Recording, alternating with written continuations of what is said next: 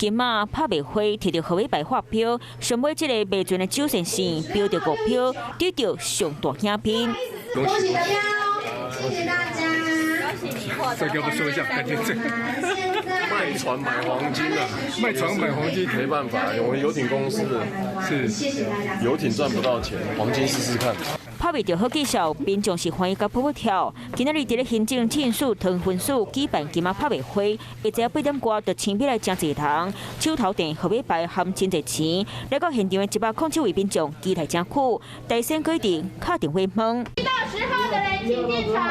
排队现场看桌内底金条有水报，一摆拍卖30条金马，3年前就封早扣，市大位当时的4600多班，标到即马6000多班，内原地国内外拢有，30条金马拢维持伫咧9999，顺道的失水。之前一直都有在买卖金条，但是都是在银楼买卖，那价格一定是比较高，拍卖应该价格会拿到比较好的价格。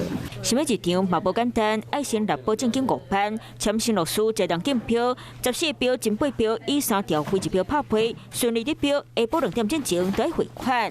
拍卖掉24条黄金，那每一标的拍卖总价大概介于617万到620万之间，已经足够受偿义务人的公法债权4690万，所以我们今天的拍卖程序到第8标就终结了。真多的人伫咧拍卖会抢标金马，因为国际情势变化，金马将有达会个继续起来。民众大丰收，行政建署嘛顺利将拍卖钱纳入去国家金库。